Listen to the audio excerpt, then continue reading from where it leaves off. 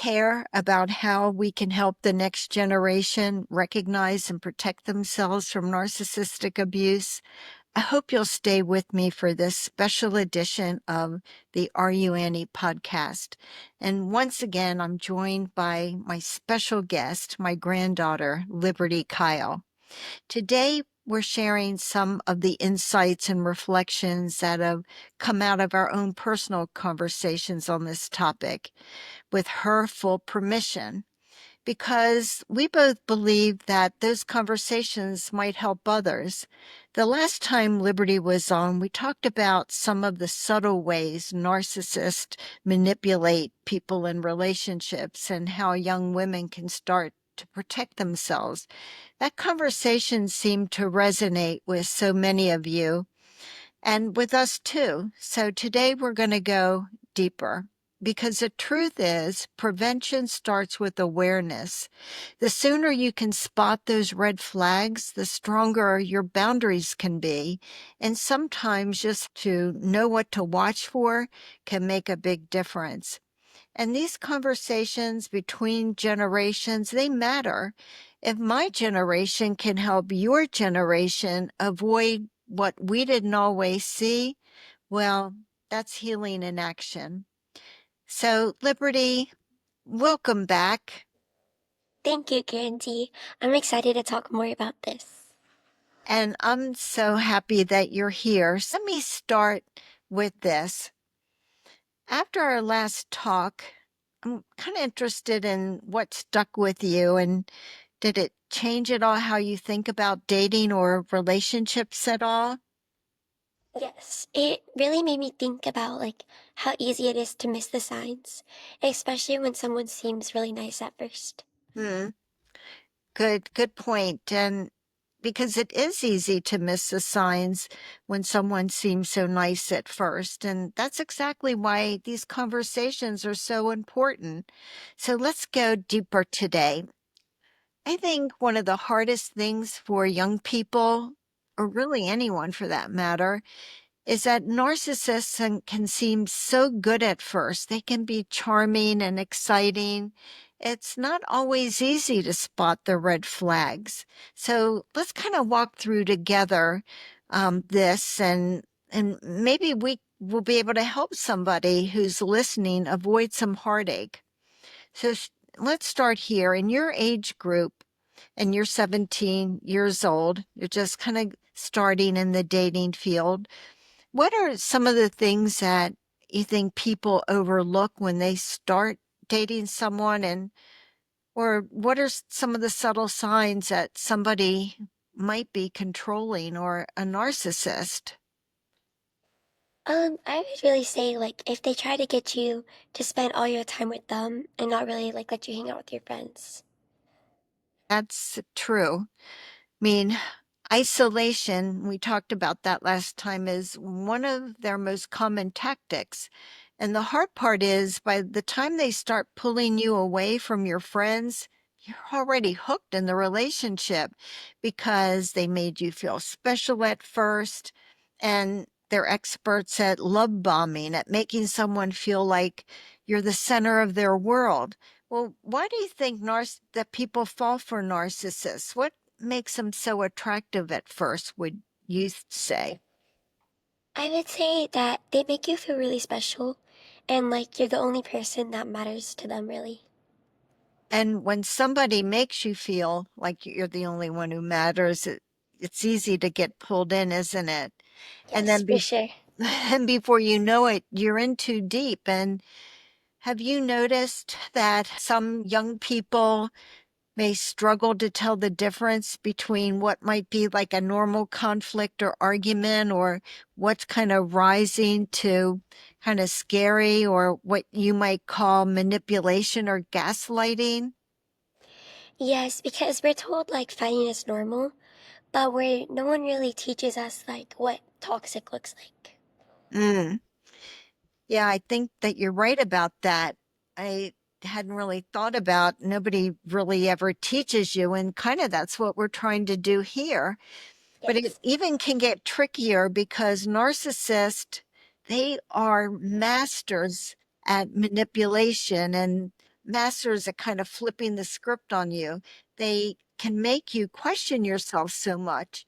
And then when you add into, this is something I've been really giving a lot of thought to, when you add in social media into this mix, it can distort things even further. And wow, that level of confusion, I don't know. I just think for your generation, it's hard and it presents a challenge. How do you feel about that? Well, yes, because like people like can look so perfect online and make themselves like look like a fake aspect, and it's not really, you can't really see who they really are like. That's true. That happens on all the different social media platforms, I think. And that's really insightful because these things aren't always obvious. And it's not about being foolish, it's about how skilled the narcissists are at what they do. So let's turn to something a little bit more hopeful. Talk about prevention. If you could tell your friends one thing to watch out for, what would it be? I would say, like, if they move too fast with you, or they just want to be with you 24/7. Um, and I'd say like another big like red flag is if they're like one type of person in public and another in private, because then you can never really tell who they're gonna be.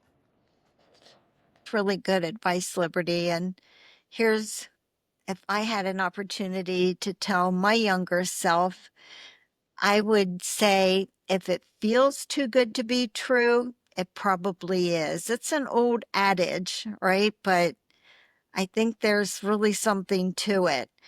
So I would say pay attention to your peace. I mean, what makes you comfortable or uncomfortable, and pay close attention to your intuition. When something feels off, don't ignore it. I know there might be a tendency to do that, but don't. And also, when someone thrives on drama or chaos or control, just run away. You don't want anything to do with that. So let me ask you another question. What what would you want other young women your age to know now that you're learning about this? I would say to trust your instincts. If something doesn't feel right, then it probably isn't. Beautifully said. I feel exactly the same way. And I'm glad. I hope that there are other young women and young men listening to that. And for those of you listening, if you've lived through this, your healing really matters, because when we talk about it, when we name these patterns, we help the next generation spot them. That is prevention. And that's why this conversation just matters so much. Liberty, I know these conversations aren't easy. And so I want to thank you so very much for allowing me to summarize some of our very personal conversations and put them online for others who may benefit from it. Yes, of course, Candy.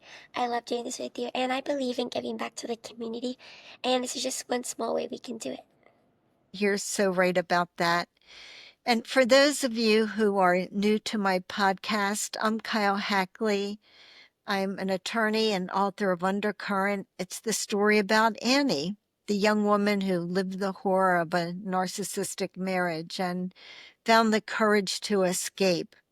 And I feel like Annie's story is a voice for all of us who have lived these truths. She's a symbol of the courage it takes to stand up against narcissistic abuse, to protect your peace, and to reclaim your voice. And it's for those truths and for all of you who've lived through them that this podcast exists today.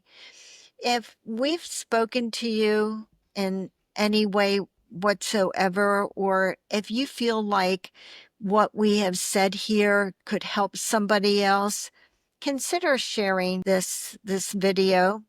I mean, you never know who you might reach and who we might help. And meanwhile, I want you to remember that you are stronger than you ever believed, and that you are a warrior against narcissistic abuse. And I want you to be tenacious and never give up on what you believe in. Thank you for being here. Thank you for always showing up. I want you to know I appreciate you and that we're in this together and we're here to help each other. Thank you so much. And until the next episode, you take care of yourself.